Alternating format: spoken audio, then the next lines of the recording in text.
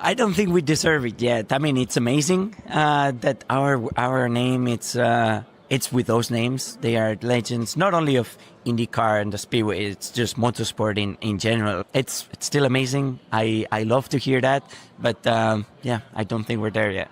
No, the hard part is whatever. It's you. So you got circumcised, right? And so like having to put the Vaseline on every time for yeah. What's up? ¿Qué pasa? Not much. I'm just in bed, just calling to say goodnight. What's going on? Yeah, old friends, Steph and I. We when she was at the 500, we had dinner night of the race down in St. Elmo's. Lovely human being. Who's the Roger Penske of high limit racing that tries to cheat their way into a win? I don't know. I mean, everyone's freaking out about me wearing a Polar watch that I track my heart rate with. I'd say if it's anybody, it's us. Please hang up and try again.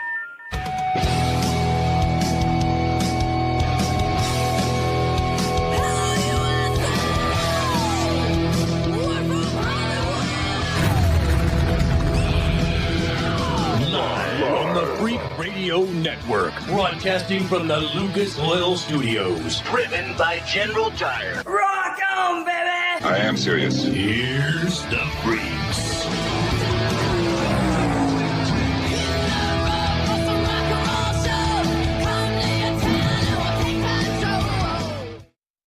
Freak Nation, I got to say this to you, man. For the next 2 hours, there's so much going on in here that we hope to get through 2 hours with all freaking four of us on the show.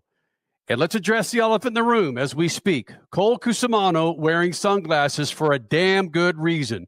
First of all, I want to maintain a viewership, people that are watching us on YouTube, Facebook Live, and of course on Racer Network. We will make the big reveal like they do on The Voice and in every other competition damn song we got here on the planet. We'll make the big reveal. Masked Singer. There's that masked singer right there. It's Cole Cusimano. That's right. Wearing the sunglasses. And I've just got to say, Freak Nation, he's wearing them for a damn good reason. Right, Cole Cusimano? Don't even give it away, buddy. I'm a loner, buddy. A rebel. Yeah. All right. Yeah. Crash Gladys, Richard C. Suave hanging out in Indianapolis. Yours truly, and Cole Cusimano here in the Lucas Oil Studios in Phoenix, Arizona. Alex Palou will be joining us here shortly. Yes, your 2025, 109th running of the Indianapolis 500. Your winner will be joining us here in the Freak Nation. Also, Rico Abreu will be in here. Lundgaard, Herta, Rossi, and Cole, you're the one that's been paying more attention to this Coca Cola 600 the last 15 minutes than I have. Where are we sitting as we do this show live? The final stage is about to go green. It looks like we have Denny Hamlin and our buddy Carson Hocevar on the front row to lead this thing off. So William Byron led 223 laps, sweeping all three stages, and we'll see if he could get the lead back here. But right now it's Denny and Hocevar. Cole. I just want Cole so bad to have one of those sticks to feel around the studio as you're doing the show. That was me this morning and the morning before. I had to feel my way to the bathroom. It's hold on, let's go full screen. Look at that. No spoilers. Yeah. How you doing? How you doing? Oh, and you warned us when you came before you came in the studio. You said, guys, it's just my eyes, man. I got to back off a little bit, and I appreciate you warning us. It's gruesome. I look like Rocky Balboa after going 12 rounds. It's a heavy race day, Freak Nation. There was a Formula One race. There was an Indy 500, and, of course, the Coca Cola 600 going on as we record or as we do this show live, depending on when you're watching this, Freak Nation. Cole Cusimano, Richard C. Suave. What's up? Carson Hocevar just crashed. Well, give me go. It's okay. Jump in there. I got to wait for the replay, but he just crashed from second place. Oh, restart the final stage. That's no fun. He started from the rear, rallied all the way up to the top five, was there the entire race, and he just wrecked. That's a bummer. Bang. Hey, Crasher, Richard C. Suave, how you guys doing from hanging out at the track for the last 3 or 4 days, spending more time there at the track than you did in a freaking bed or in the house? Oh, yeah, exactly. This has been one of the longest days of at least my life. I can't wait to hear Richie's description of this, but it has been electrifying. I'm seeing some comments come in right now. Don't gaslight IndyCar. I'm not even close to doing that. I loved this race for so many different reasons. I thought it gave an extreme amount of entertainment. I love the celebrity aspect. I love the weather delay. I did not like that drivers couldn't drive at the beginning of the race, but it added that extra element that we're talking about. Overall, I cannot wait to give our insight to the Indy 500 because I loved every stinking minute of it, including my 4 a.m. wake-up call, and then not even being able to get into media parking by 6 a.m. because it was full. That's how crazy this day's been. I mean, if this was a show that we could only do on YouTube, if this wasn't going to be on Racer Network Monday, 12 p.m. Eastern and Pacific, then I could probably throw some innuendo out there for Richard C. Suave, what he's probably had for the last 72 hours below his belt buckle. But Richard C. Suave, how did you take in your first Indy 500, my friend? I have been waiting well over a decade to be able to go to the cathedral that is Indianapolis Motor Speedway and experienced the greatest spectacle in racing ever since I joined SpeedFreaks, and really even longer than that. Even when I was much younger, I still understood the significance of the Indianapolis 500. And I was like, we got into the week and I was like, oh man, we showed up on media day. I was like, okay, this is cool. And everybody was asking me like, okay, well, did you have, how fun was it? Are you going to have fun, or what are you expecting? And I was like, I will hopefully have a chance to like decompress at some point. And then we got to Sunday and we got to the grid, and I was out on the grid walking around prior to the race with, God Bless America and the Back Home Again in Indiana and the national anthem and the damn flyover. Like, there's nothing else like it, dude. Like, yep. I'm still on cloud nine. I don't know like if it's ever really going to sell in that I got to do what I got to do today. And you've been to the Super Bowl. Yes, and I've been to the Super Bowl. And this is right there with that. And the fact that I got to see Alex Palou, who is an all-time great and is going to win multiple Indianapolis 500s, and I got to be there for his first Indianapolis 500 win. Like, I'll never forget it. I will never forget these last 72 hours here at IMS. Absolutely incredible. The race was wild and chaotic, and it wasn't as good as the 2023 and 2024 versions, but so many storylines. I had so much damn fun. Kicked it off with a museum visit to learn about the history of IndyCar and IMS, and that was awesome. I highly recommend 11 out of 10. So I'm so appreciative of the Freak Nation for allowing me to go to the Indianapolis 500 for the first time, and now I'm hooked, and now I want to come back every year on the Speed Freaks dime. So make that happen, Kenny. You see, that's where I've got a bone to pick with some people, maybe one individual inside this studio that you can't see on camera, is this race for me, the whole scenario was the most exciting Indy 500 I've ever seen. Not necessarily the racing per se, but it was story, then a sub-story, then a sub-story of a sub-story. It was like a 20-part Netflix show that just so happened to run in 3.5 hours. There was the moment that Scotty Mack spun and just trashed his car. When he went Roberto Guerrero, before the flag even dropped, I went, is this going to be a taste of what we're going to have for 3.5, 4 hours? And I can't even begin. Crasher and Richard C. were there at the track. I can't even begin to understand the weirdness and the psychotic reverberations of really what this race did to people watching what was happening. So many people were following individual drivers. I'm just following these freaking stories with an 11-year-old next to me. And as a whole, I'll say it again, this was the most exciting Indy 500 I've ever seen. I'm not saying this is the most exciting racing I've ever seen, but it was the most exciting Indy 500 I've ever seen. And Crasher, you being the aficionado when it comes to Indy 500s, can you somewhat understand what I'm talking about all these different levels of stories that are going off during the 500-mile race? Without question. First of all, you've got two Penske guys coming from the back through the field, and you watched them carve their way through. I think the broadcast guys were saying, oh, we just hope he's up to 20. Not we hope. They were just saying a good ride, a good drive would be him in like 20th spot. By the halfway point, he was in 10th. by that point. It was just, that was insane. I'm talking about Joseph Newgarden. And then you've got local guy, native guy, Connor Daly leading a lot of this race. It was unfortunate what happened to him, and his car, the handling just went away, including the grip of his tires, which was a big factor here. A lot of guys, after a certain amount, they just lost their grip and they just threw him back. Then you've got fire in Alexander Rossi's pit.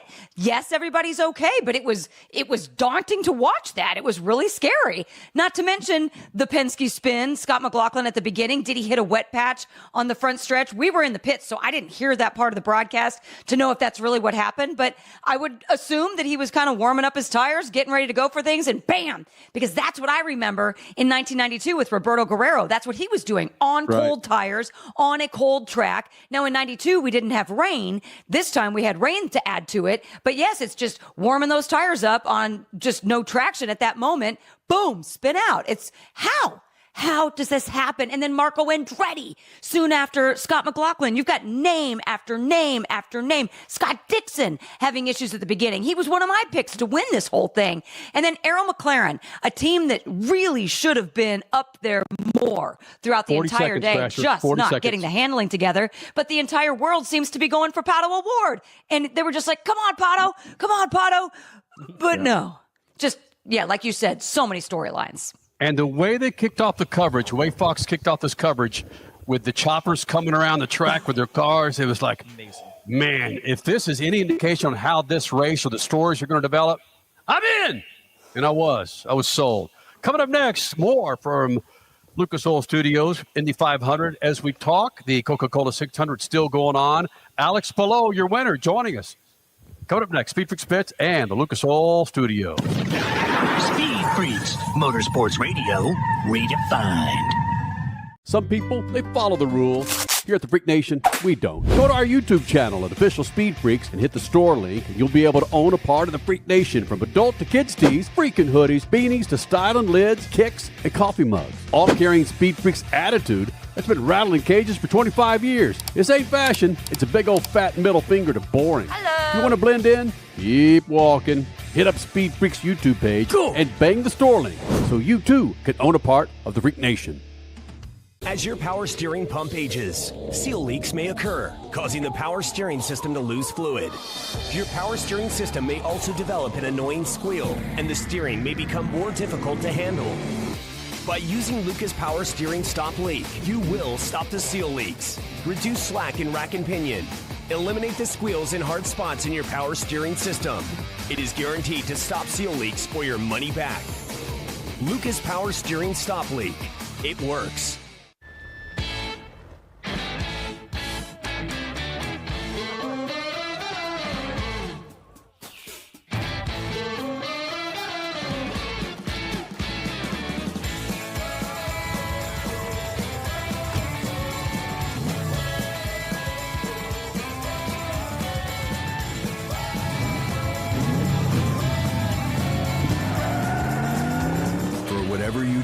General Tire delivers. Tickets for the 2026 season of Speed at Worldwide Technology Raceway are on sale now. The Bommarito Automotive Group 500 and Celebration of 66 Festival, June 6th and 7th. The NASCAR Cup Series Enjoy Illinois 300, O'Reilly Auto Parts Series, and Confluence Music Festival, September 11th through 13th. And the NHRA Napa Auto Parts Midwest Nationals, October 2nd through 4th. Save big by going to WWTRaceway.com. Speed Freaks, Motorsports Radio, redefined. Freak Nation, this segment brought to you by good friends at Lucas Oil. Do yourself a favor this Memorial Day weekend. Go to lucasoil.com. Check out a line of products to keep your rides on the road. 2-wheel, 4-wheel, they got them. You go to Lucas Oil. That's lucasoil.com. Richard C. Suave, Crasher, they're checking in from Indianapolis Motor Speedway. No, actually, Crasher's parents' house. If you look at Richie's freaking background, that looks so, it just looks like it looks fake. Look at that. That's beautiful. Where's your hat go, Richie? That cool Indy hat. You took your freaking hat off, Richard. You can't give it up just yet. So Richard and it's warm in the Freak Nation studios. Yep. Richard and Crasher, Indianapolis, Cole Cusimano again. We'll address those sunglasses that Cole is wearing coming up in the second hour, Freak Nation. He's not trying to be Corey Hart. Sunglasses at night, trying to be groovy, the guy, little Miami Vice over there. No, he's not. He's wearing those sunglasses for a reason. We want to maintain our viewership. If you could see his freaking peepers right now, it's over. Jeepers creepers. Yep, scared the hell out of my 11-year-old when he rolled in here, man. We just got her out of the room. That was 6 hours ago. Holy smokes! Hey, did you guys, Crasher, Richie? Did you guys see the sweetness that was delivered to us from Mama Cody Johnson's mom? Did you guys see that fantastic cake and the red, white, and blue race cards that she made? You're just rubbing it in right now. Did we see that? Oh, yeah, you kind of put a video in our group chat. Of course we saw it. How are those bellies of yours right now? Pretty happy, huh? Taste buds, esophagus, everything's like feeling the chocolate love. Yeah. And during the spot break there, our 11-year-old shouted, "When can I have dessert?" I said, "Henley, they've been sitting on the freaking island since 3 o'clock this afternoon, man. What the hell are you waiting on?" I'd be in there. Make yourself sick, not. So again, Freak Nation, Alex Palou will be joining us here in moments. Your Indy 500 winner will be here with us. Also, Rico Abreu will be in here. Mr. Lundgaard, Mr. Rossi, Mr. Herta, and Mr. Hinchcliffe will also be here in the Freak Nation. Cole, you got an update on the Coca Cola 600? William Byron's back in the lead. We got Denny Hamlin about a car length back. And what we got, like 80 laps left? Yeah. I can't see through these freaking glasses. We almost saw your eyes. Yeah, no, we don't want that yet. That's a big reveal at the end. Oh. Are they going to do another random red flag with 50 laps to go? I don't think so. They're remembering it was already taking place. Yep. Moment of silence. All right, so Crasher, quickly set up the Alex Palou interview, if you would. Kind of explain what you had to go through to grab Alex Palou after today's Indy 500. Alex Palou was doing so many photos, and he was really soaking in the moment after his time in Victory Lane, where he was quite polite with the milk, by the way. And he said that the reason he didn't dump it all on himself is because some people had told him, you know what, it's not really polite to do that. Some of the farmers, the Indiana Dairy Farmers Association, might get a little upset. So you know what? No need to do this. And he took it to heart. He didn't do it. He just took a swig, got a little bit on his chin, gave some to his wife, gave some to their toddler. Wow. Very respectful. But anyway, he was soaking every single minute in, taking quite a while with the media, with fans. By the time he finally got up into the media center to do the big press conference and then one-on-ones, time was ticking, man. It was late. But he continued with his massive personality, huge smile, and overall appreciativeness. And we talk about that in this interview. Alex Palou, as a person, as a driver, he's incredible. As a person, he's one of a kind.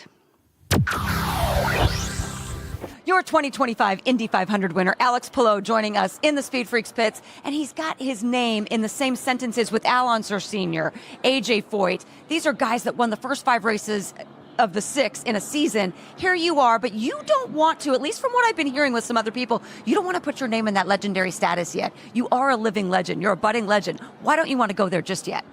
I don't think we deserve it yet. I mean, it's amazing that our name, it's with those names. They are legends, not only of IndyCar and the Speedway, it's just motorsport in general, worldwide. So I think they did a lot for the sport, on and off the track, and they achieve a lot on track as well. So I think we're getting close, but we're not there yet. So it's still amazing. I love to hear that, but yeah, I don't think we're there yet. Where did this modesty come from? Clearly you were raised well, but I see it with your daughter on the bricks. I see it with you and your teammates. I see it with you everywhere. You are just a real person. Where did that come from? I don't know. Thank you. I guess my parents, my family. I'm just a normal person living the best dream that I could have ever had, with amazing opportunities, being with the best team around and winning races with a beautiful wife, a beautiful daughter. So it's everything amazing for me. So I'm just trying to sink in, and I just don't want this today to end. When will this sink in? Is it going to be a couple weeks down the road in the middle of your summer season? It's not going to be now. It's not going to be today. Honestly, like it's been like nonstop. I haven't had like 10 minutes just to think about it. But every time I see my wife or my dad, we're like, we just won the Indy 500. And Yeah, I mean, we just won the Indy 500, so I think maybe tonight a little bit, tomorrow morning a little bit more, but it's amazing. Alex, we've talked about your modesty. You are human.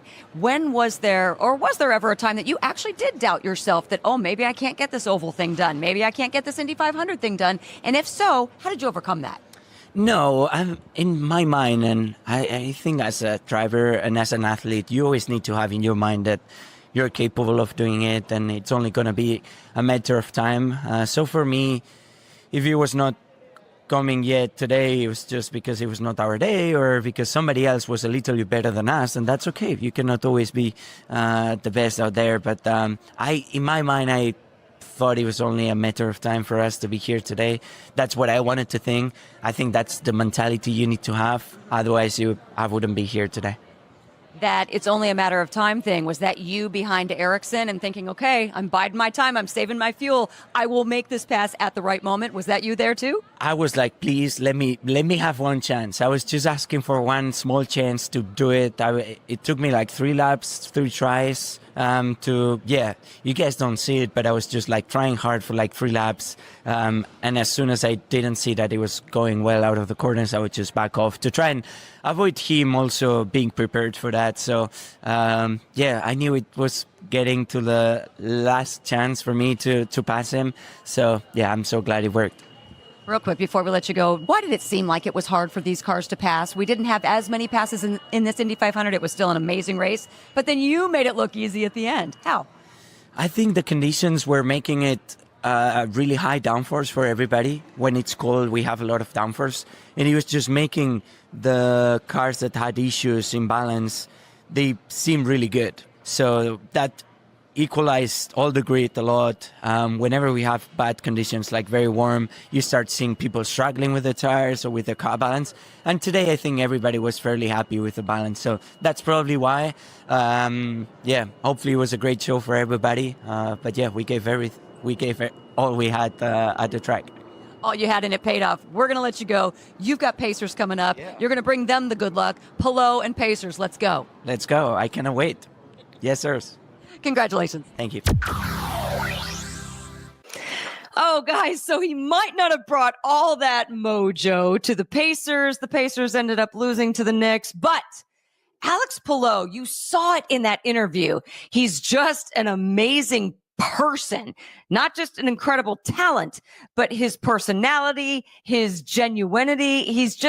Alex Palou is a great ambassador for the sport of motorsports, for IndyCar in general. So you saw it there in the interview. You're going to see it a heck of a lot more throughout this week and next week, and until we get into WWT Raceway and other ovals moving forward. Guys, we're living in a time to be really appreciative of what we're seeing. That's, of course, my opinion, but come on. Right. Agree with me. Richie, we got about a minute left here. You were there for the post-race press conference. How did the press, was the entire press room just snorkeling this guy? I mean, I don't know if snorkeling is the right way to describe it, but I think a lot of the media understand the same thing that like Crash and I do. Cole, Kenny, we like this guy, man. Like he wasn't asked a lot of hard questions at all, and like Crash, you asked the best question, which is why the hell was it so damn hard to pass? But I don't know how you cannot like the guy. He's impossible to dislike, and I think that's a big difference from some of these other motorsports athletes who have dominated. Max Verstappen, Jimmy Johnson, Alex Palou to me is just so much different. So many things to hit during the show, Freak Nation. Coca Cola 600 is still going on as we do this thing. Coming up in the show, Rico Abreu will be joining us here in the Freak Nation. Crasher caught up with a number of IndyCar Series pilots that we will get to a Freak Nation smash up coming up. It's a big show here on a big freaking night afternoon of motorsports. More freaks coming up. SpeedFreaks Pits and the Lucas Oil Studios. Speed Freaks, Motorsports Radio, redefined. Some people, they follow the rules. Here at the Freak Nation, we don't. Go to our YouTube channel at Official Speed Freaks and hit the store link, and you'll be able to own a part of the Freak Nation, from adult to kids tees, freaking hoodies, beanies to styling lids, kicks, and coffee mugs. All carrying Speed Freaks attitude that's been rattling cages for 25 years. This ain't fashion. It's a big old fat middle finger to boring. Hello. If you want to blend in, keep walking. Hit up Speed Freaks YouTube page and bang the store link so you too can own a part of the Freak Nation. As your power steering pump ages, seal leaks may occur, causing the power steering system to lose fluid. Your power steering system may also develop an annoying squeal, and the steering may become more difficult to handle. By using Lucas Power Steering Stop Leak, you will stop the seal leaks, reduce slack in rack and pinion, eliminate the squeals and hard spots in your power steering system. It is guaranteed to stop seal leaks or your money back. Lucas Power Steering Stop Leak. It works.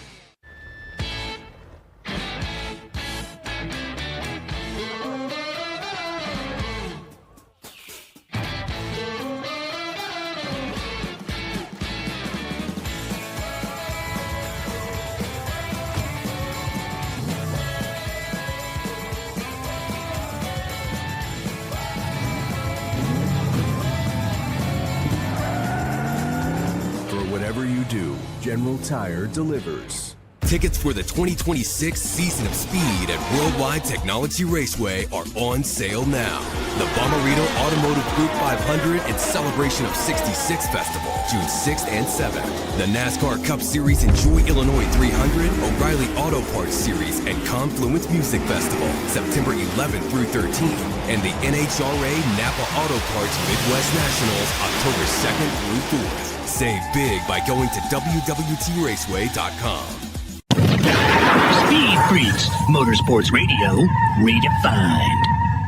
This freaking segment brought to you by good friends at General Tire. Go to GeneralTire.com to find the tires for your summer travel, Freak Nation. It's GeneralTire.com, GeneralTire.com. You need tires on that minivan to haul those kids around, to haul that family all around Southern California, Washington. What about Jersey, Northeast, Florida? Bam, go to GeneralTire.com. Let's see if we have our tech issues resolved here. I think I hear Crash. Crasher, we got you. Do we have Cole Cusimano? Yep. Check. Got you back. Yep. All right. There we go. Cole Cusimano, again, wearing the Ray Charles glasses for a good reason. We hope to have the big unveil coming up next hour. Okay, Richie, there it is. This is all happening. Like I said, Freak Nation, top of the show. We hope to get through this damn thing the next 2 hours, given this great production that we have going on for you here, Freak Nation. Crasher, when you look at what Alex Palou has done, 5 out of the first 6 races, hasn't finished lower than second.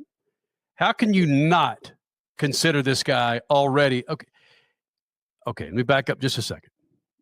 I'm not going to say one of the greatest, but damn it, the last dude to do this was AJ Foyt. It was Al Unser Sr., right? Or I may be confusing Al Unser Sr. or AJ Foyt, but hi, those two names are pretty freaking spectacular. It's bonkers what he's doing, to take a word from your vocabulary, Kenny. Absolutely incredible. And he's so humble about it as well.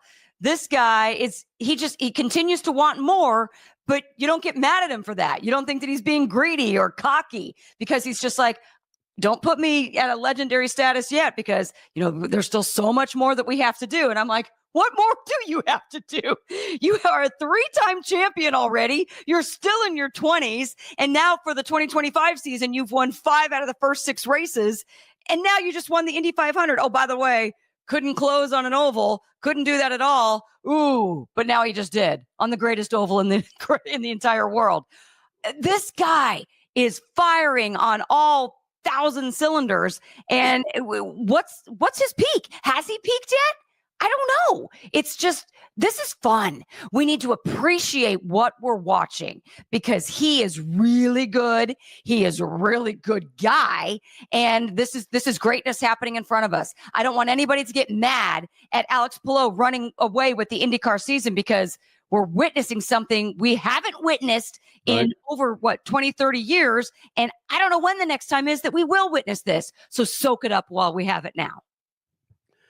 Cole Cusimano, you being the residential NASCAR snorkeler that you are, you recognize greatness when you see it. And this isn't a full Alex Palou stroke fest, but given the statistician that you are, seeing what Alex Palou's doing, the significance of these race wins and not finishing lower than second. There's not just 5 cars out there, bro. There's almost a couple of dozen. There are 33 cars out there, and he was the one to finish first for the Indy 500. It's honestly mind-blowing, and I was saying off the airwaves before we went live, it reminds me a lot. I'm a late bloomer, by the way, to the motorsport scene, but it reminds me a lot of watching Jimmy Johnson back in the day in the 2010s and whatnot. But even better than that, I mean, 5 of the first 6 races, you go to victory lane. Lois finishes second. And per Fox, it's the first time since 1979 with AJ Foyt this has happened. Damn. It's just completely unbelievable, and I'm enjoying every second of it. Like I said when I first joined Speed Freaks, I appreciate greatness. I'm soaking it all in, and I think everybody at home should too. And as Crash pointed out, and as we could all see on TV, he just holds himself so well. Right. He is so humble, and that's a guy you really want to root for. Hey, Richie, given the storylines from today's race and from the perspective of you two hanging out in the greatest spectacle in racing, the Indy 500, could you actually grasp all these stories, sub-stories that were developing? Fires, warm-up laps, crashes, 6-time champion Scott Dixon's got all this fires in the pits. Could you grasp what we were watching on TV? Oh yeah, that's exactly what made the race so good in the first place. Was because what we were witnessing that, and I knew all of it. In fact, going back to the Scott McLaughlin wrecking on the caution laps prior to the green flag even being dropped, Crash and I were at the very end of pit lane near the pit stall of Robert Schwartzman, and so we're like, all right, cool, we're about to go green, and both Crash and I just hear the sound of a wrecked race car. I look up and I see a yellow race car going across the grass, and I'm outside watching from the stands for a little bit while I see I just hear fans go, "Whoa!" And it's, Marco Andretti wrecking, right? It's a fire on pit lane. It's me walking down to Robert Schwartzman's pit after his pit incident where he couldn't quite get slowed down, and one of his crew members being seemingly having some sort of a leg injury, being hauled off on a stretcher. He seemed to be doing okay. We didn't get any official statements, but yes, I knew exactly everything that was going on, and that's what made this race to me. I put this out at SpeedFreaks on Twitter, and you can go vote on it, which is grade the race, and I gave it an 8.4. I thought this race had storylines and drama. Very specific. Yes, exactly. Very specific. And the storylines create the drama, and the drama is why I watch sports. Plain and simple. And this Indy 500 had it 11 out of 10 times. And that's why even though the racing was not good, the drama was there, and that's why I watch sports. How can you say the racing wasn't good? I'm not saying it's great. Racing was good. There were some gnarly moves at 240 miles an hour that, again, you don't see in the Coca Cola 600, even if you put a nitrous tank in 20 of the freaking cars. Valid. We did see some 4 and 5 wide coming out of that front stretch that I was scared to death as they were diving into turn 1, but yet they made it work. So you're right. There were some really exciting instances on track. I think what Richie's alluding to is the fact that we're comparing the total number of passes for the lead from the 2023 and the 2024 races, which were in the 40 plus range, to today. You didn't have that much. Did you have passing throughout the field? Yes. And did you have, like I just talked about, 3-4 wide? Yes. But the actual passes for the lead organically on the track were very limited. Is that the hybrid, the extra weight of the car? Was it the temperatures? Was it just setups that people weren't quite prepared for coming off of a hot carb day, hot-ish, into a very cooler and damper and heavier air race day on Sunday? There's so many reasons, but we didn't have the passes for the lead that we had in the past. And sometimes that makes better racing. Colt Cusimano, give me 5 storylines from the Coca-Cola 600 that even match up with some of the things that we've even talked about. I'm trying. I don't want to be the old man on the yard saying, no, Coca-Cola 600 doesn't measure up to what we saw with the Indy 500. Don't lie. Do not sugarcoat. Do not sugarcoat, Cole. I do not want to hear you sugarcoat this for 1 second. When the storyline is the red flag that happened midway through the race, get out of here. Well, Carson Hocevar started from 39th and charged all the way up into the top 5, all the way up to second place. Cody, play the yawn sound that we have. Wrecking. We have William Byron, who has swept all 3 stages and now is winning once again with about 50 to go. We had Kyle Larson, who was attempting the double, who actually wrecked out once again at the Indy 500. He went multiple laps down, had a toe link malfunction, and he was able to rally into the top 15 before he wrecked as well. You had guys like Ryan Blaney get involved in incidents. You had Kyle Busch get involved in multiple incidents. Okay, I'm going to put it blunt right here. I saw more entertainment in the first stage of the Coke 600 than the entire Indianapolis 500 from a racing perspective. However, the last 30 to 40 laps was when the racing picked up in Indy. I love what I saw from Alex Palou making that move to the lead on Ericsson. Outside of that, I will go on record saying the attrition was off the charts, but the racing as a whole did not do it for me. Bro, you're BSing right now. Give me all the flames. You're Stephen A. Smithing. You're trying and it ain't working, bro. It is not working. Chat, light his ass up. Please, Freak Nation, light his ass up. Flame me. I can take it. Richie, the truth is Koku Samano recognizes, I don't want to use the word greatness again, but Koku Samano is an individual, and I appreciate this. He recognizes something that's significant, and Koku Samano needs to see the Indy 500 in person. Yes. Your perspective of the 500 just changes. It just freaking changes once you see it live. All right, guys. Cole, we got a break. Damn it. Yeah, we got a break. Yeah, we got a break. Maybe in the next 4 minutes we can convince Cole to come on over to the bright side. He's still down there at the dark side. Got another hour of that. Yeah. All right, Freak Nation, coming up, Lundgaard will be here. Herta will be here. Hinchcliffe will be here. Rossi will be here. Rico Abreu will be here in the Freak Nation. And maybe Coca Cola 600 winner. Oh, yeah. More freaks coming up. SpeedFreaks Pits and the Lucas Oil Studios. Speed Freaks, Motorsports Radio, redefined.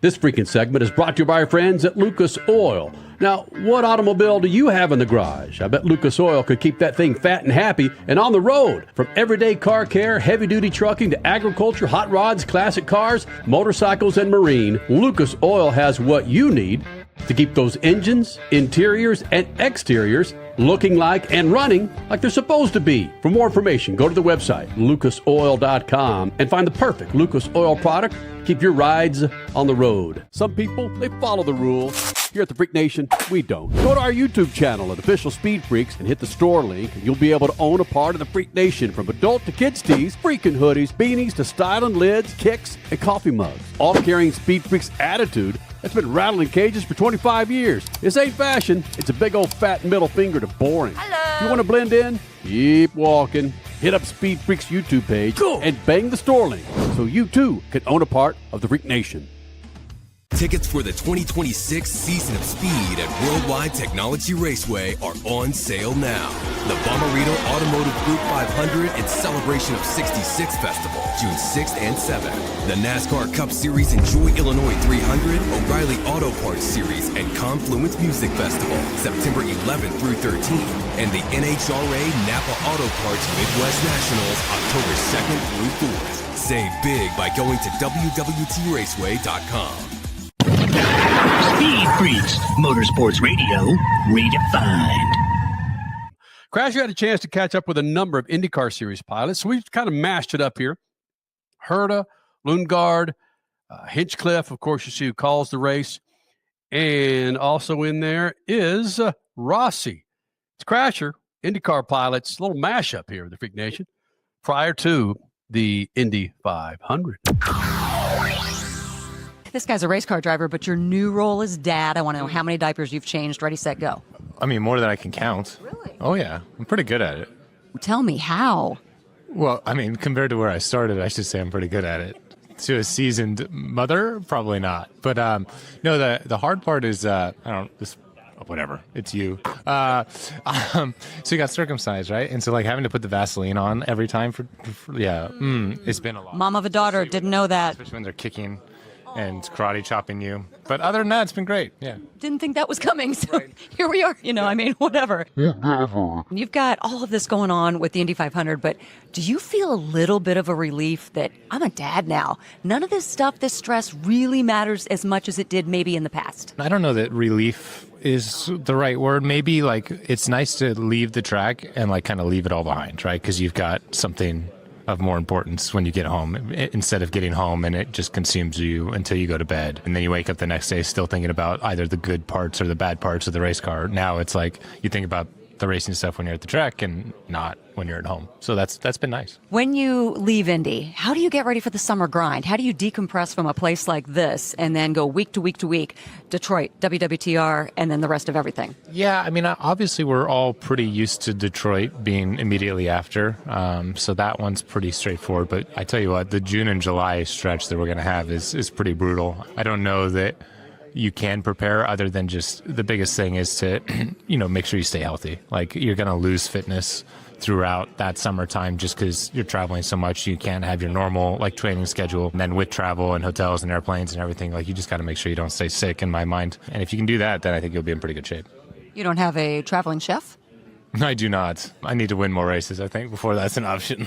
No, you just write that into your contract, Ed.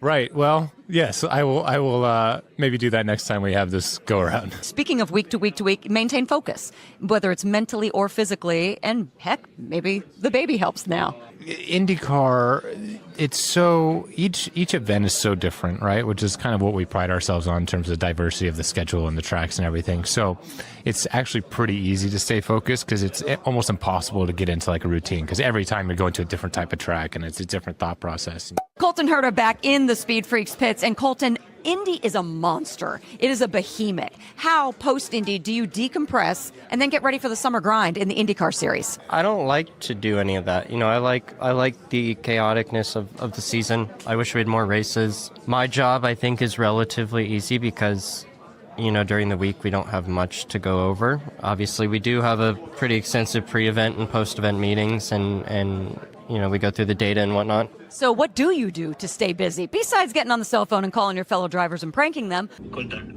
What's up? ¿Qué pasa? Not much. I'm just in bed, just calling to say goodnight. Oh, thank you. I like it. Yeah, no problem. What do you do either to have fun, to stay focused, or, like I said, to stay busy? Yeah, I mean, I guess like a midweek for me would look like working out in the mornings.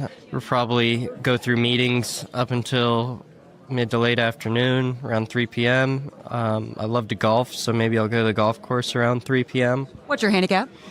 I'm not good. I'm probably around like an 18 right now, but I'm getting better. Christian Lundgaard joins us in the SpeedFreaks pits, the Lucas Oil Studios. We're family members, essentially. I want to know something, though. You've been doing a lot of chatter, a lot of fodder, a lot of appearances, Bubba Watson, golf. Had your girlfriend not been so keen into golf and as good as she is, would you be a part of all this, or is this just something that's the month of May? That's a good question. I do think I potentially would have been a part of it, but I don't think I would be as good as I am. I think since we started dating, my golf game took a pretty rapidly getting to the better. I kind of started a year and a half before I met her. So I guess we're on 2.5 years now of playing golf. My parents really built a house on a golf course back in 2015. So I've lived on the side of a driving range for a good 7 years before I really came here, but never played the golf course until, when was that, November last year? You lived right next to this driving range, never played it for 7 years until last year, 2024. Yep. Yeah, it was the first time I actually played with my dad as well. And then we have a house in Malaga, Spain, where we spent New Year's, where the girlfriend came as well, and we played some golf there and came back to the States. And I played with my dad here 2 days ago. So it's always fun. I mean, for me, it's nice to switch off in that way, and obviously having Gabby on the side that can help with me getting better in that, but also her being surrounded in my environment and she understands how I react under certain types of pressure, and it helps her too. So at the end of the day, it's kind of a good mixture where we can help each other. Of course, we're talking about his girlfriend. She is, would you say, an amateur golfer or semi-pro? She's a collegiate golfer. She has a year left of eligibility. Plays at Tulane in New Orleans, but the plan is to go pro next year. She played a U.S. Open qualifier on the Wednesday before Barber. I got to be the caddy. I thought it was 18 holes. It turns out it was 36.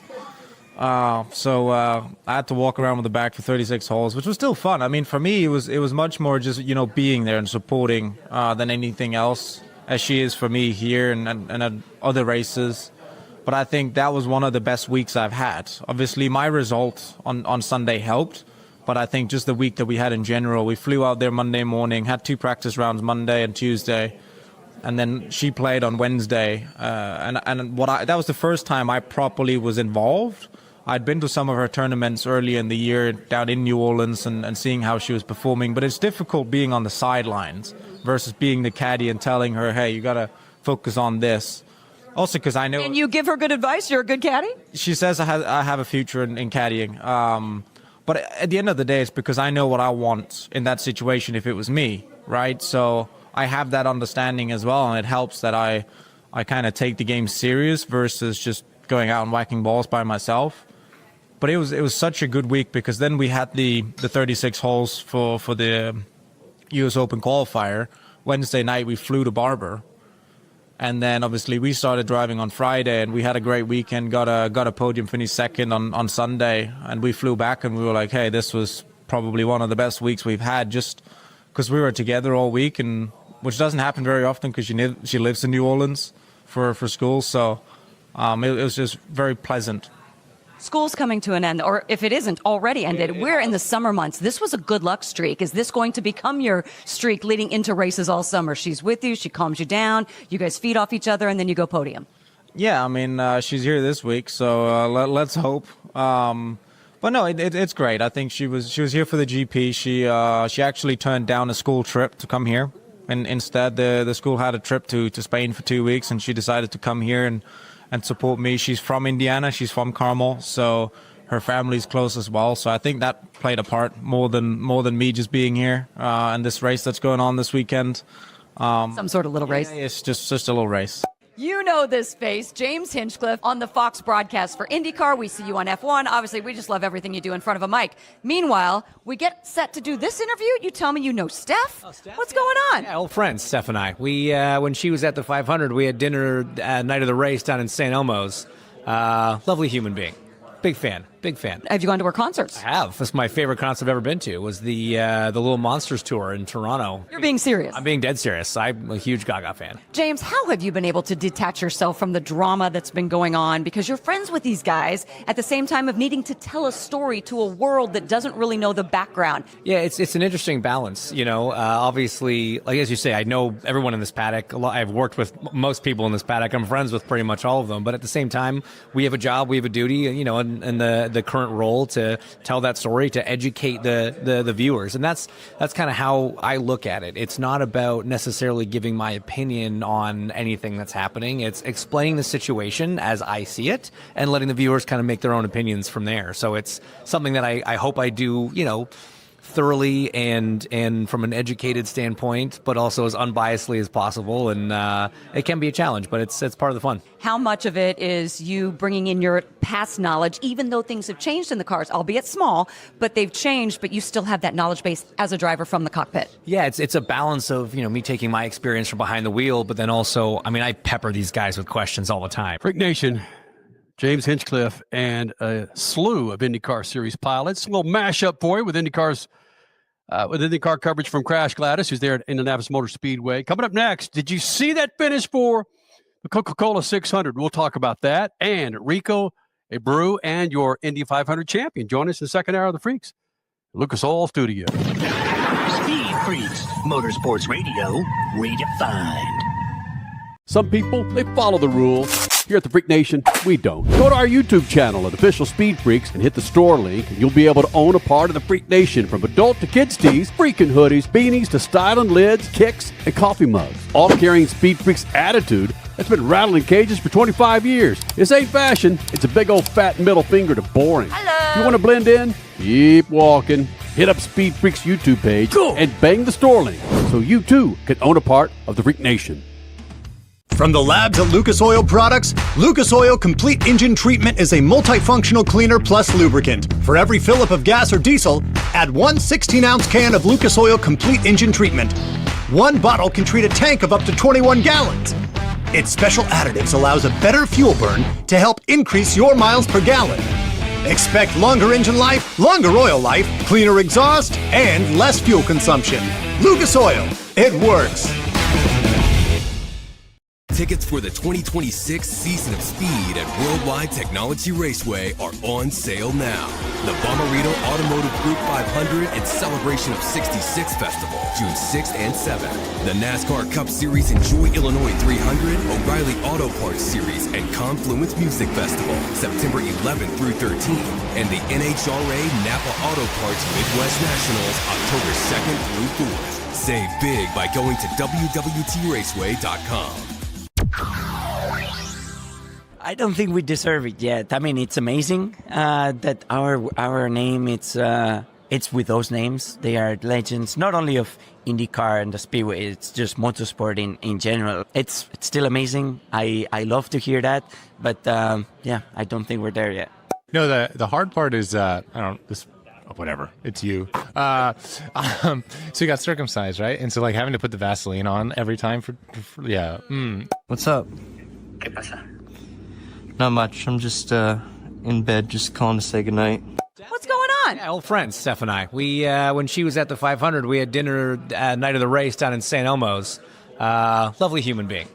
Who's the Roger Penske of high limit racing that tries to cheat their way into a win? I don't know. I mean, everyone's freaking out about me wearing a Polar watch that I track my heart rate with. I'd say if it's anybody, it's us. Please hang up and try again.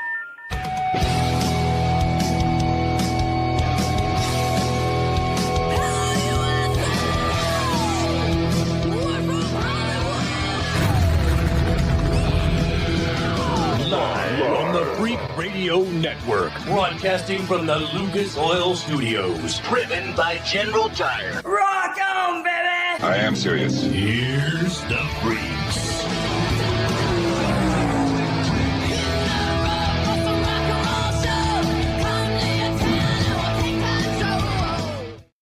All Freak Nation, second hour of the Freaks. We got us a winner for the Coca Cola 600. We spent the first hour watching the race as you were, Freak Nation, as you watch this live on YouTube, Facebook Live, and another slew of other video outlets. You were watching the same thing we are, but if you're watching us on Racer Network, you already know who won the damn thing, right?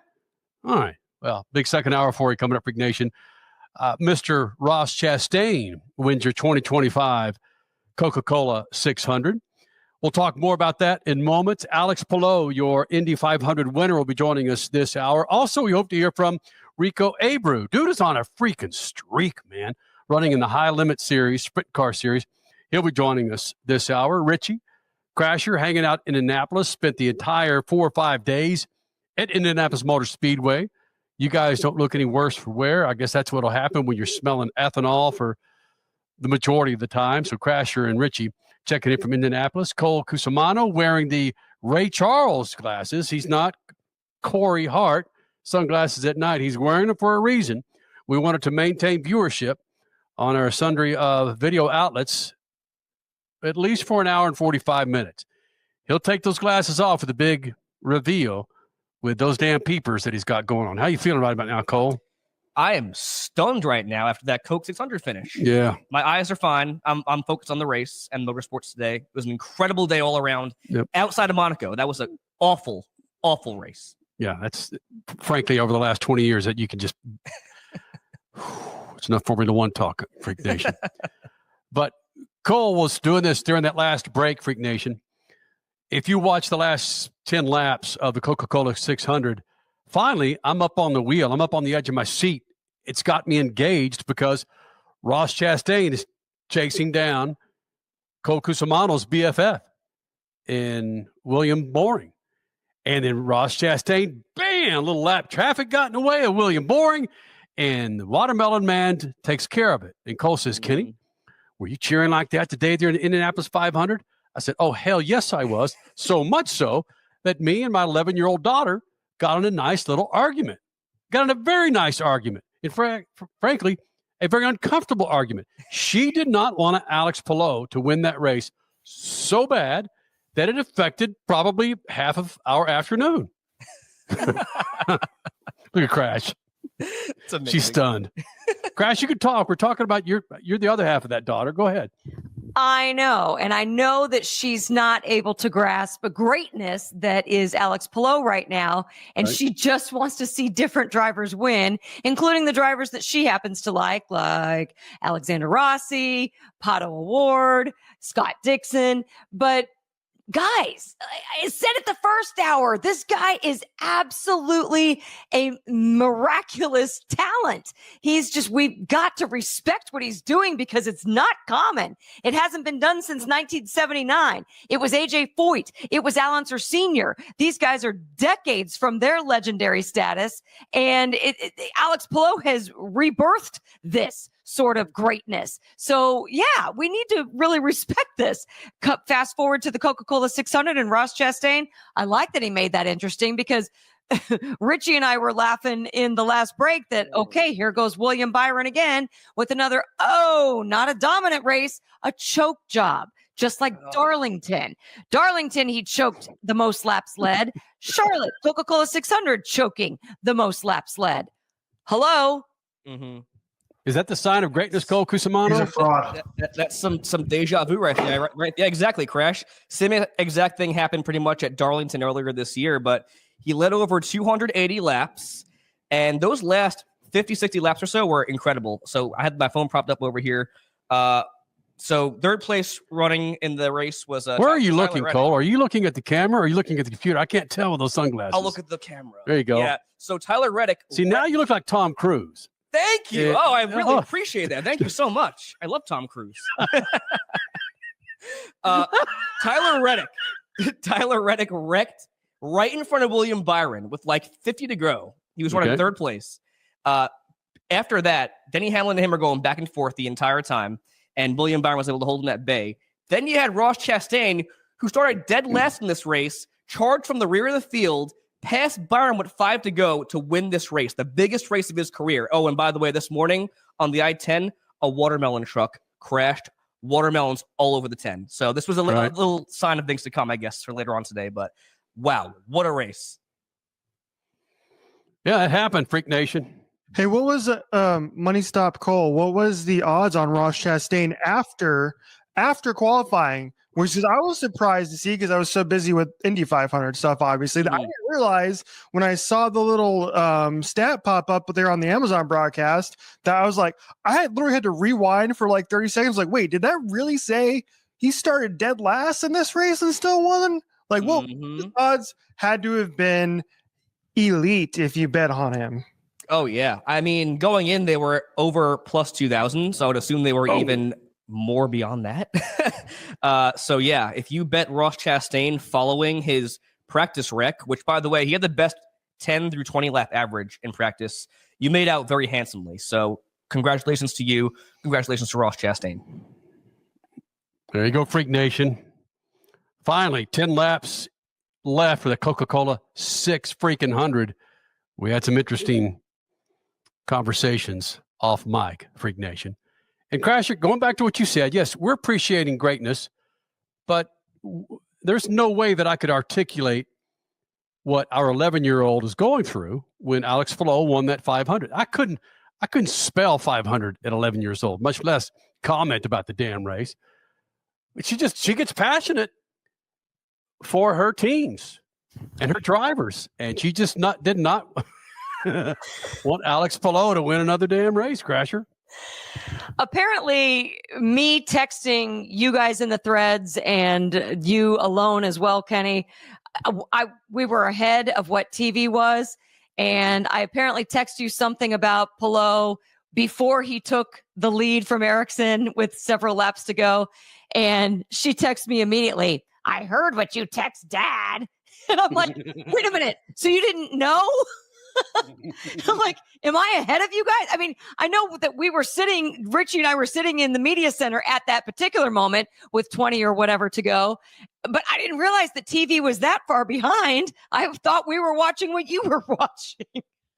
So I apologize for that, our dear daughter Henley. But at the same time, Alex Palou, my goodness, he even said in his interview with us, I think we're going to replay it this hour, that he was biding his time. He was waiting and he was trying for 3 laps to figure out what the right move would be over Ericsson. And the guy's a freaking surgeon when it comes to track medical stuff.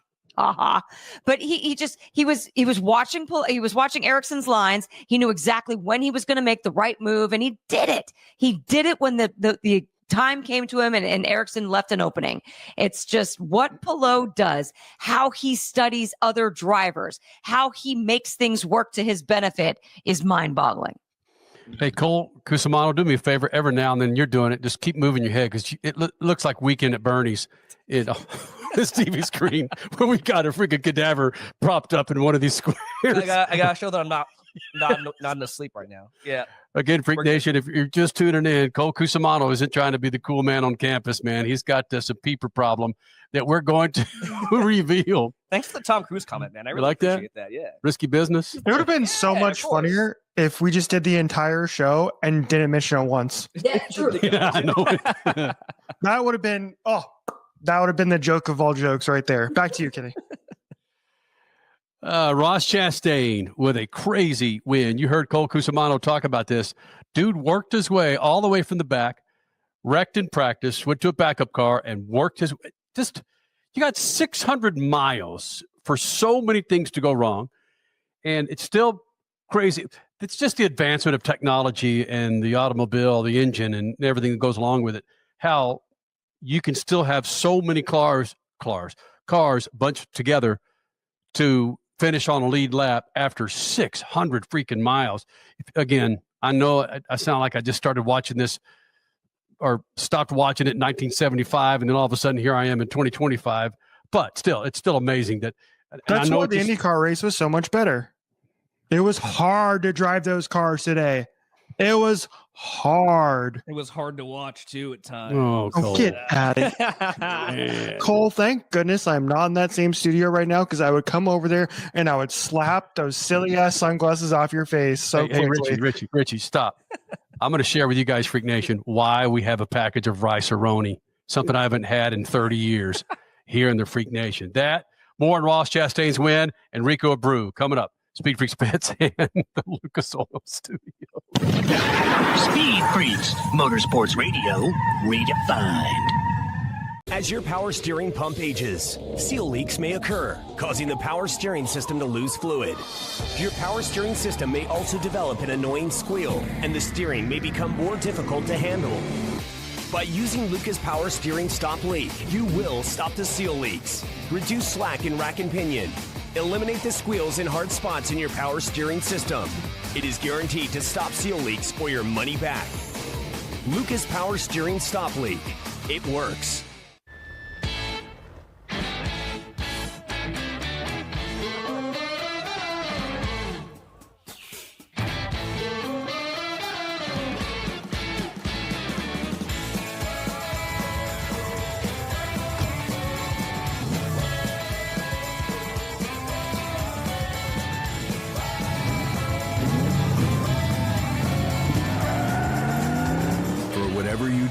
General Tire delivers. Some people, they follow the rules. Here at the Freak Nation, we don't. Go to our YouTube channel at Official Speed Freaks and hit the store link, and you'll be able to own a part of the Freak Nation, from adult to kids tees, freaking hoodies, beanies to styling lids, kicks, and coffee mugs. All carrying Speed Freaks attitude that's been rattling cages for 25 years. This ain't fashion. It's a big old fat middle finger to boring. Hello. You want to blend in? Keep walking. Hit up Speed Freaks YouTube page and bang the store link so you too can own a part of the Freak Nation. Tickets for the 2026 season of Speed at Worldwide Technology Raceway are on sale now.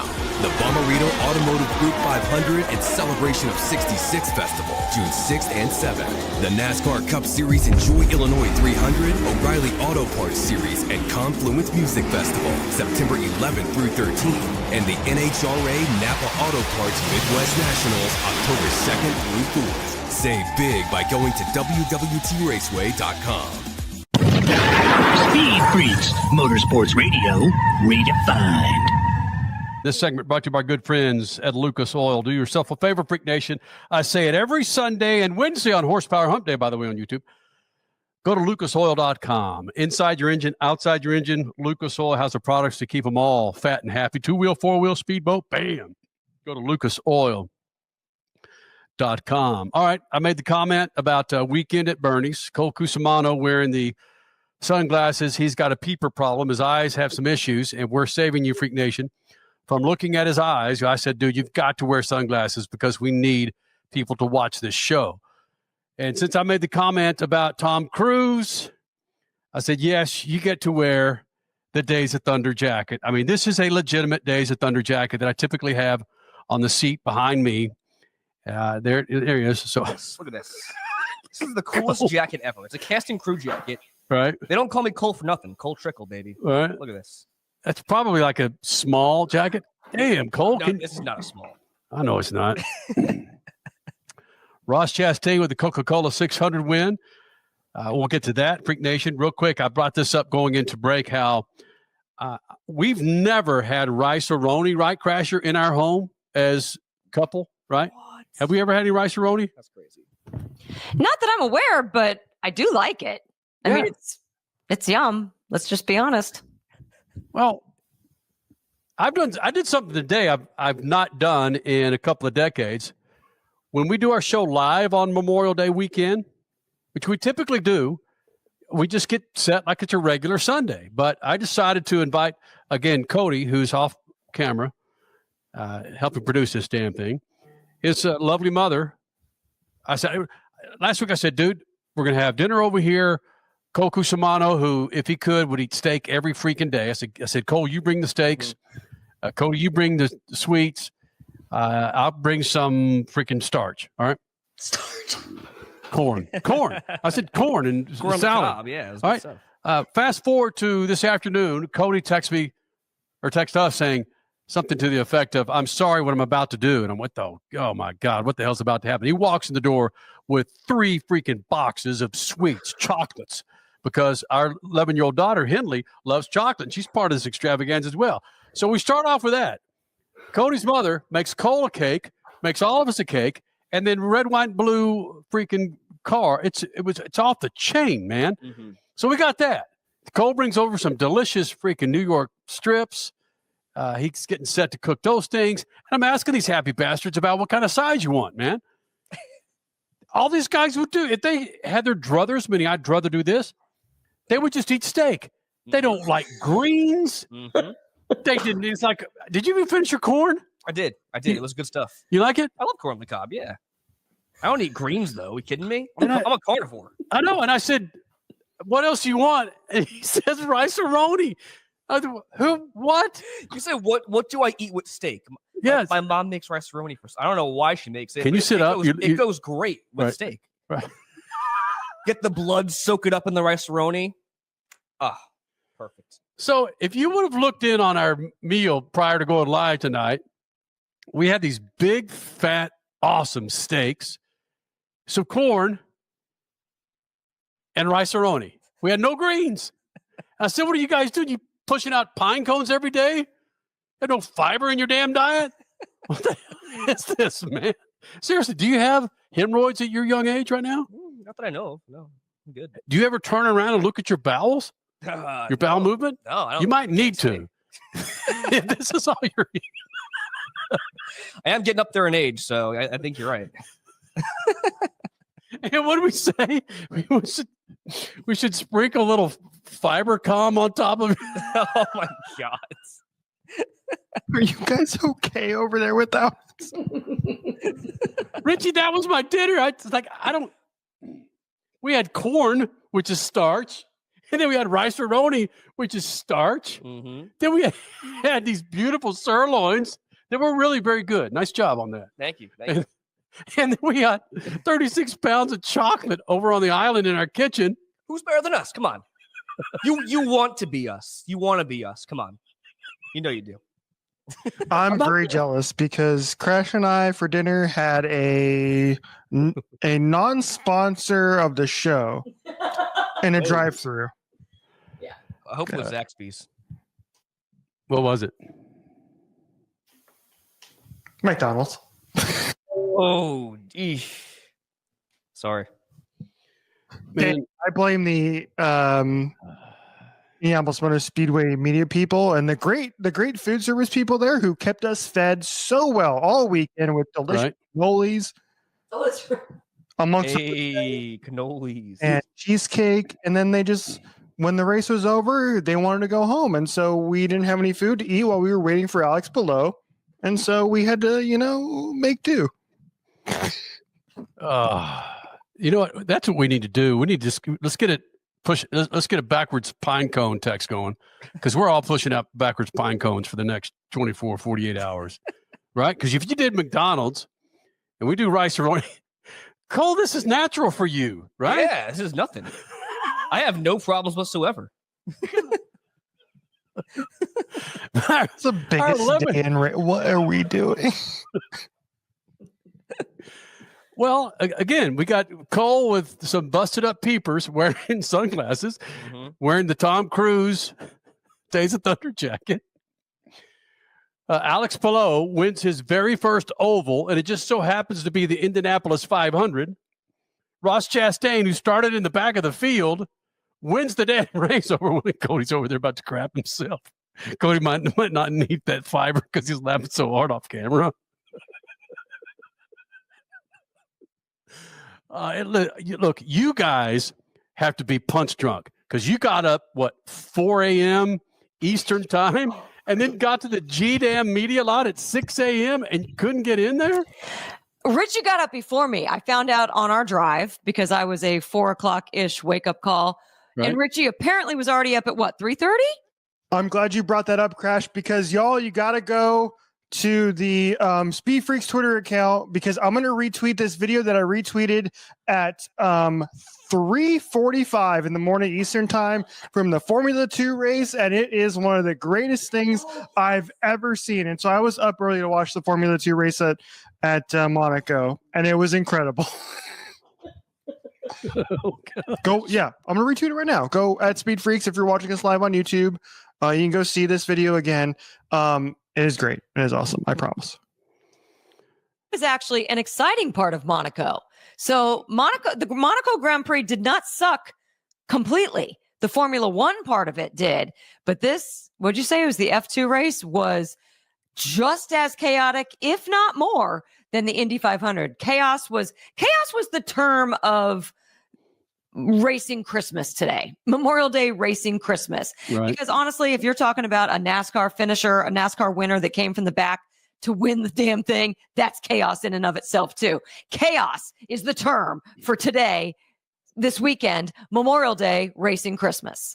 And I think either Cole or Cody brought this up, where you have Scott McLaughlin, who, again, the dude who didn't get popped with Roger Penske prior to the 500, he goes out on the warm-up laps. Bam, he's gone. And on that note, on the Penske, Joseph Newgarden had issues with the car, so he gone. I didn't hear Will Power's name mentioned once during that race. Very true. What the hell happened with Will Power, Crasher?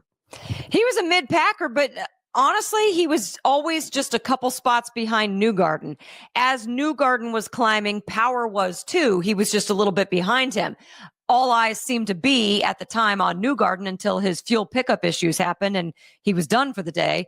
But I mean, Will wasn't far behind. What happened once Newgarden went out is the focus went to Connor Daly, David Malukas, and whoever was chasing them around at the time. Marcus Ericsson was vaulting himself, and Alex Palou's just chilling out going, I'm here whenever somebody makes a mistake, or I'm here whenever I can just get around your ass. So that's essentially how the race went towards the end. But I mean, Power wasn't a nobody. He was just a mid-packer most of the day. Well, I didn't mean nobody for willpower. Oh, finished much farther back than I expected. Damn it. Did the Roger Penske cheating scandal calm down this morning for race day? I can't say it was non-existent. Obviously, still people were talking about it. The booze were off the chain all day. Valid. Talk about that. We got to break. I did hear the booze when Roger Penske got up to speak prior to start your engines or whatever the hell he was doing. There were booze there at the track, right? No, the booze were when Joseph Newgarden was introduced at driver intros. And it wasn't Roger Penske necessarily. It was Joseph Newgarden. All right, Freak Nation. Alex Palou joining us here in the Freak Nation. Rico Abreu, more on Ross Chastain's winning the Coca Cola 600 all the way from back of the pack. More Freaks coming up. Speed Freaks Pits, Lucas Oil Studios. Speed Freaks, Motorsports Radio, redefined. Some people, they follow the rules. Here at the Freak Nation, we don't. Go to our YouTube channel at Official Speed Freaks and hit the store link, and you'll be able to own a part of the Freak Nation, from adult to kids tees, freaking hoodies, beanies to styling lids, kicks, and coffee mugs. All carrying Speed Freaks attitude that's been rattling cages for 25 years. This ain't fashion. It's a big old fat middle finger to boring. Hello. You want to blend in? Keep walking. Hit up Speed Freaks YouTube page and bang the store link so you too can own a part of the Freak Nation. Speed Freaks, Motorsports Radio, redefined. Freak Nation, Rico Abreu joining us here in the Freak Nation. And you are certainly a benefactor of Speed Freaks Mojo. I show up at Texas Motor Speedway, and you go out there and kick the ass of Kyle Larson, Chris Bell, every other happy bastard that thought they were going to beat your butt in high-limit racing. And now you're on a tear with these 4 race wins since Texas, my friend. What the hell have you figured out? Oh man, ever since I seen you at the races, it's we had to turn up the wick on these guys. We just my team's just been doing an amazing job. I've just been very fortunate to be racing with some incredible people behind me.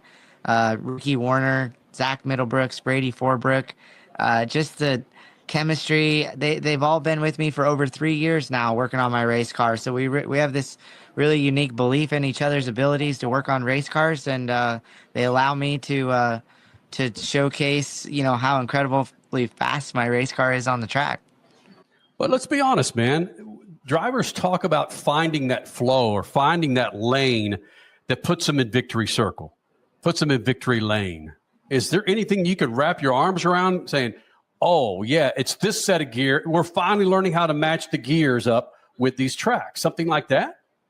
I think that the biggest thing is just the consistency and feeling every time we get to the track and practice. So we get 3 laps of practice, and then we run right into qualifying in our heat races. So from that practice, that hot lap session to qualifying, just the consistency and feel, and we're not making big adjustments. So we found a box of the torsion bar and shock package. Our engines are running really good right now. So every time we unload, so I've raced 17 times this year, and we've qualified well at almost all 17 races. And that really puts us in position to start up in front of these main events. Well, we were talking a little bit off mic about this and how part of the ever increasing competitiveness of all motorsports, to be honest, but especially sprint cars, is fitness. And what you've done, you've not just elevated your team game with your car and your setup, you've elevated your fitness game as well. Can you talk a little bit about the mental and physical side of how you prepare in the days that you're not racing? Yeah, I just think it's so important. Just staying active generally. I've been seeing a trainer of Jim Leo in Brownsburg, Indiana, just in the Indianapolis area.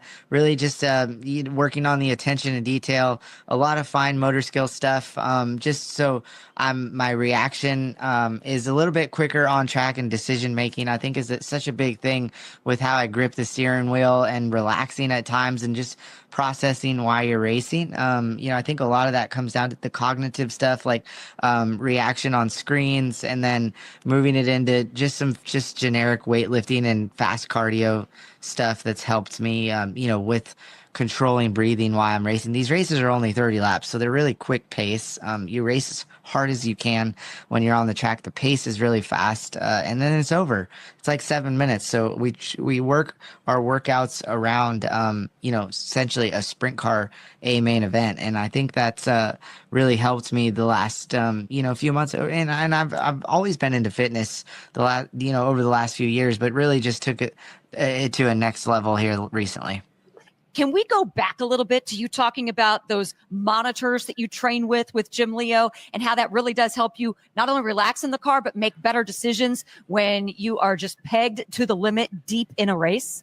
Yeah, I mean, the cognitive stuff, it's amazing what it's gotten to, and just the attention to detail on just fine tuning the mind, especially myself, would get my heart rate up and then try to make, quick reaction decisions, hitting lights, not hitting lights, hitting red lights, green lights, my eyes dilating really quickly, trying to process math problems, with heart rate up to, after you get running on the treadmill or a stationary bike, and you just really push yourself and get your brain really working in areas that necessarily you don't do on a daily basis. I think it's just such a big deal when you get in a intense battle on the racetrack and you have to make a quick reacting decision to pass a guy or drive around the high side of the racetrack, and you don't know if the guy's going to move up or not, so you're thinking about all that stuff, and it just things happen quickly. So if you can kind of simulate that in the gym, and do it on a daily basis, I think it can really help. Your buddy Kyle Larson is doing the double this weekend, obviously, at Charlotte and Indy. This is a guy you've raced against, obviously, almost your entire career. When you see the level he's competing at and the fact that he's attempting this double, does that inspire you as a racer, I guess, going forward?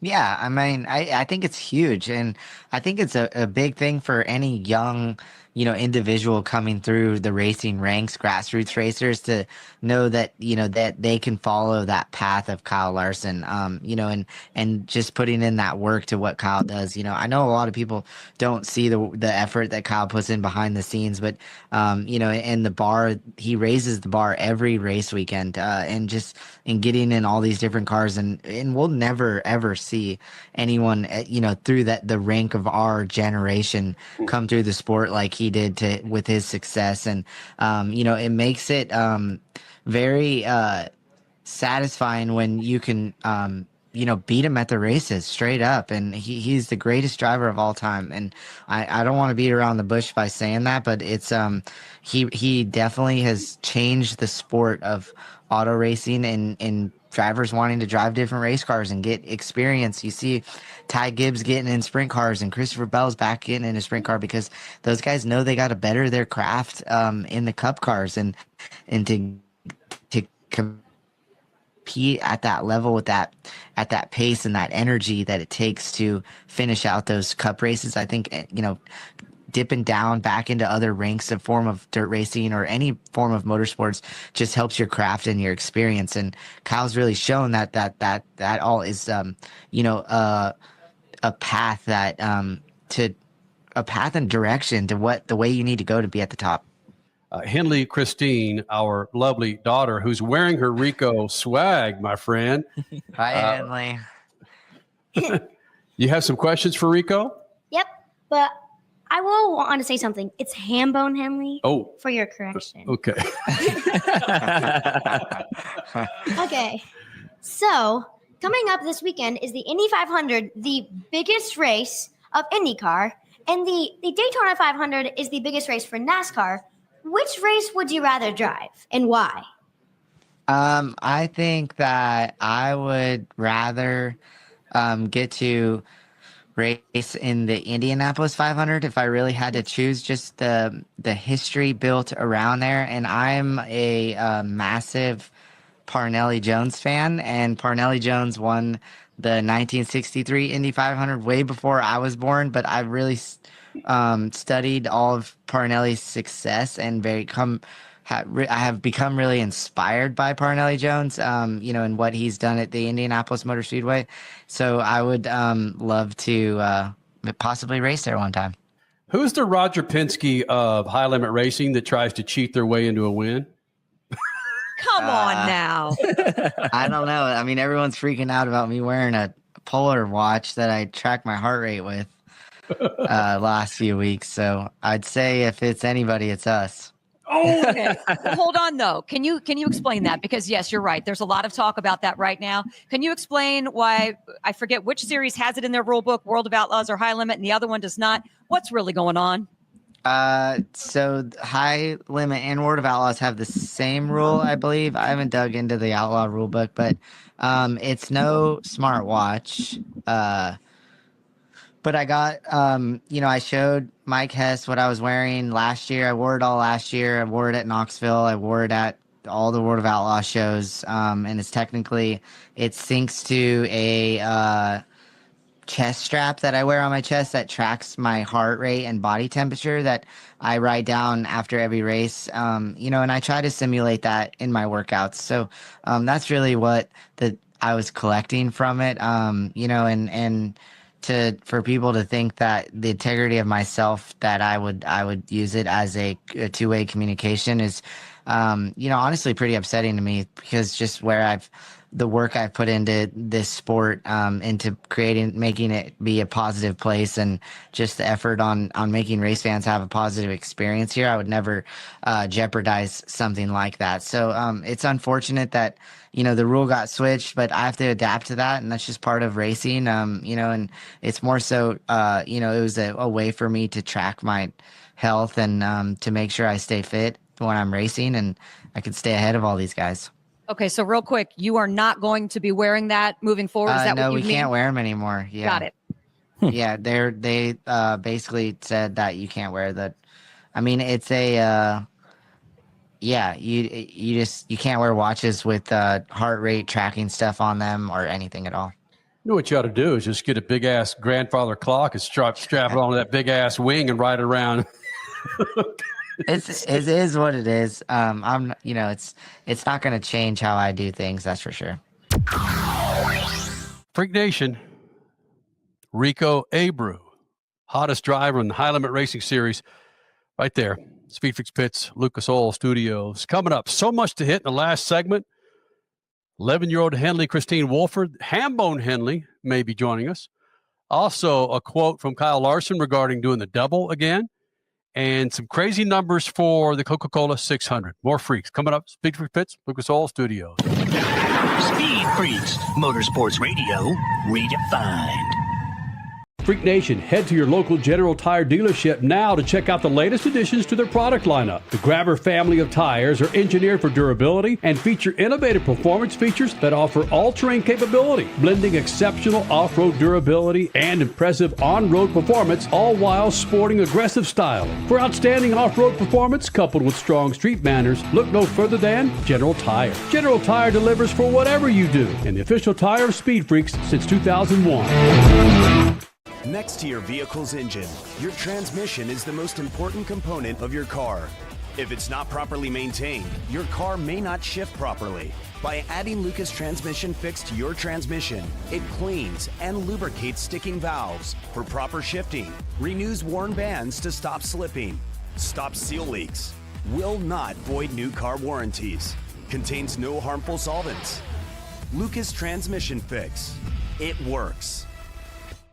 Some people, they follow the rules. Here at the Freak Nation, we don't. Go to our YouTube channel at Official Speed Freaks and hit the store link, and you'll be able to own a part of the Freak Nation, from adult to kids tees, freaking hoodies, beanies to styling lids, kicks, and coffee mugs. All carrying Speed Freaks attitude that's been rattling cages for 25 years. This ain't fashion. It's a big old fat middle finger to boring. Hello. You want to blend in? Keep walking. Hit up Speed Freaks YouTube page and bang the store link so you too can own a part of the Freak Nation.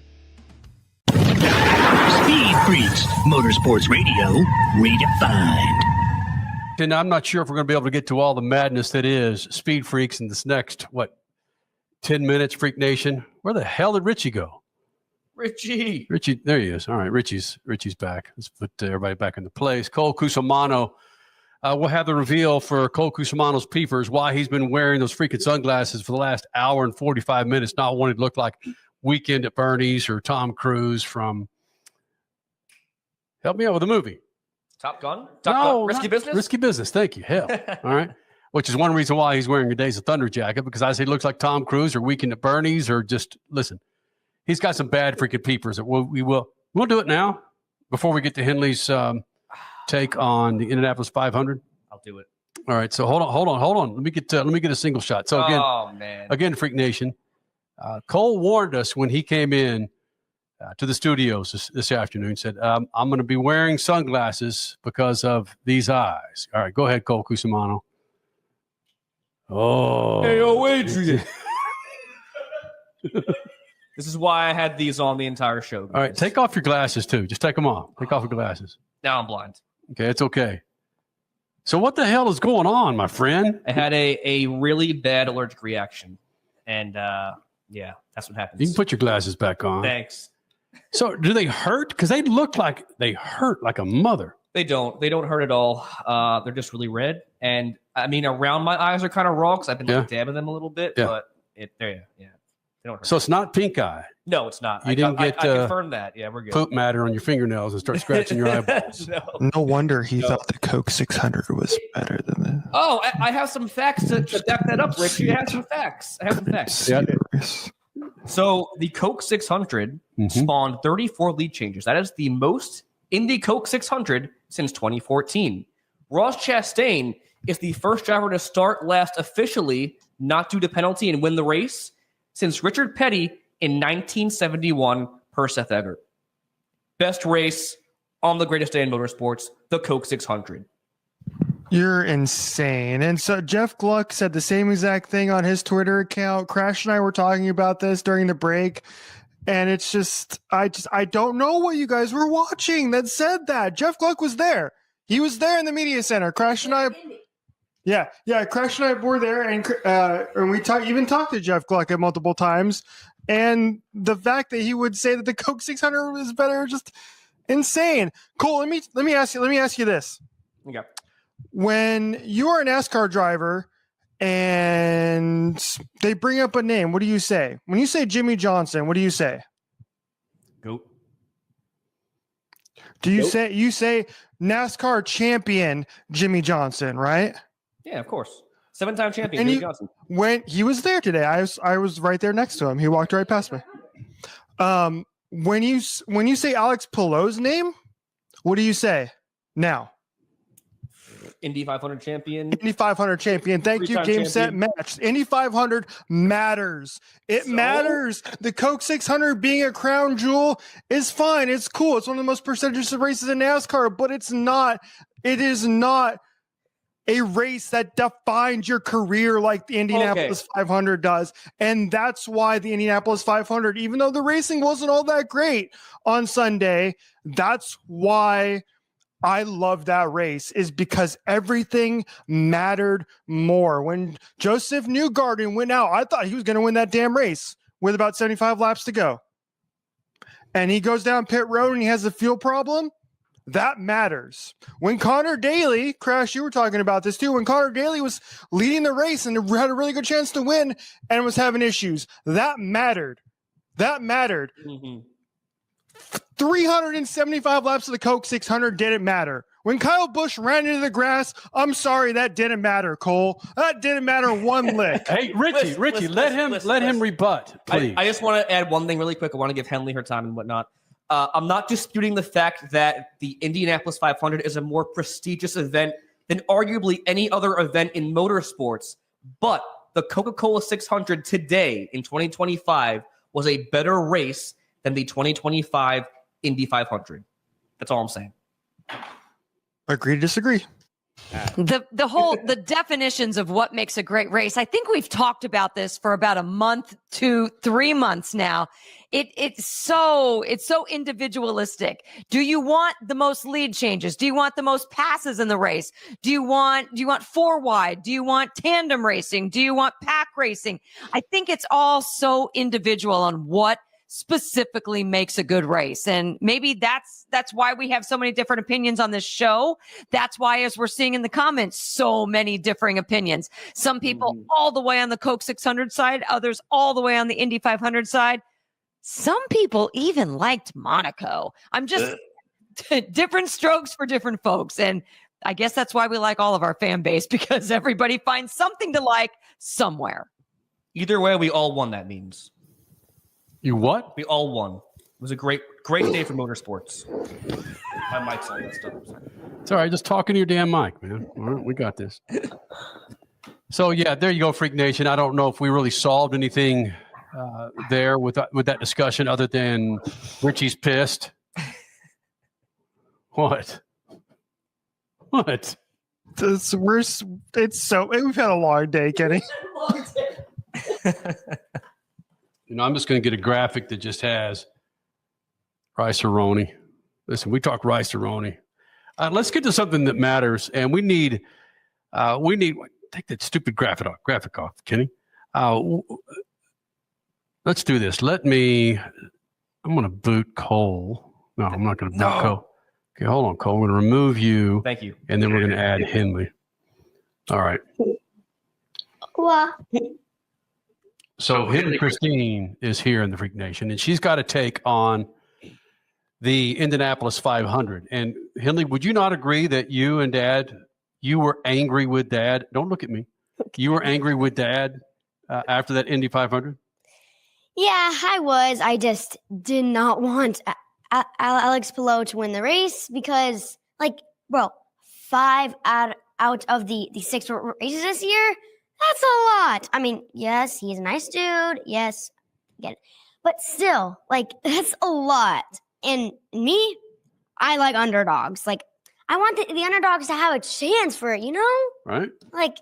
Come on. But are you not of the mind where you can appreciate greatness and when someone can be so damn... I mean, Alex Palou is not an a-hole, Henley. I know. He's a nice guy. So why can't you like him?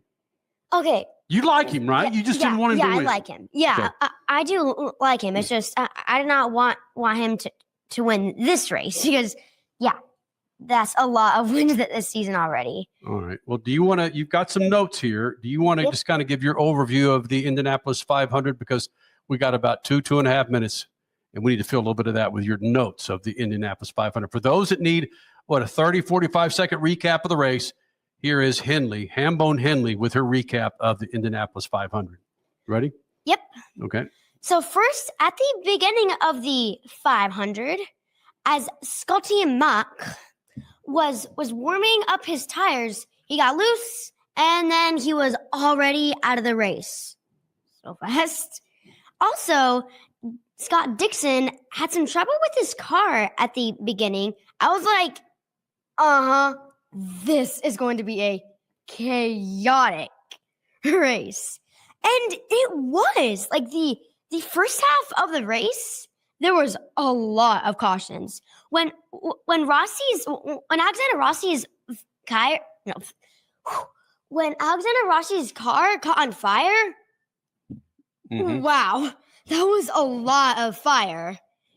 And I also noticed that there was a lot of pit road trouble. It wasn't just him, and that was how Newgarden got out of the race, and Rinus VeeKay coming into pit lane. It was how he spun, and it was very chaotic in pit road today. I will admit that. Yep. Well, I'm sorry, Henley, but you are witnessing greatness with Alex Palou with his very first oval race win. Oh, and it just so happens to be the Indianapolis 500. Why were you so mad at Dad today? If I wouldn't have been so much on the Alex Palou bandwagon to win that race, it would have been that difficult for you? Well, quickly. I will admit, you were a lot on me. And if you weren't that much on me, I would feel better because you were like, let's go. Alex Palou won this thing. And then I was like, yeah, okay, Done. I get it. Yes. There it is. Yes. So just... Hambone Henley's coverage of the Indianapolis 500 brought to you by Dad. Happy Memorial Day weekend, Freak Nation. Crasher, Richard C., get home safe. Cody, thanks for helping out. And Cole Cusimano, let's bring Cole back here. Where the hell are you, Cole? Let's bring Cole back here. Cole Cusimano, look at that. Look at that. That's right, baby. All right, man. Again, finish off your Memorial Day weekend strong on Monday. Later, Freak Nation. Peace. Speed Freaks, Motorsports Radio, redefined. Some people, they follow the rules. Here at the Freak Nation, we don't. Go to our YouTube channel at Official Speed Freaks and hit the store link, and you'll be able to own a part of the Freak Nation, from adult to kids tees, freaking hoodies, beanies to styling lids, kicks, and coffee mugs. All carrying Speed Freaks attitude that's been rattling cages for 25 years. This ain't fashion. It's a big old fat middle finger to boring. Hello. You want to blend in? Keep walking. Hit up Speed Freaks YouTube page and bang the store link so you too can own a part of the Freak Nation. Tickets for the 2026 season of Speed at Worldwide Technology Raceway are on sale now. The Bommarito Automotive Group 500 and Celebration of 66 Festival, June 6th and 7th. The NASCAR Cup Series Enjoy Illinois 300, O'Reilly Auto Parts Series, and Confluence Music Festival, September 11th through 13th. And the NHRA Napa Auto Parts Midwest Nationals, October 2nd through 4th. Save big by going to WWTRaceway.com. Speed Freaks, Motorsports Radio,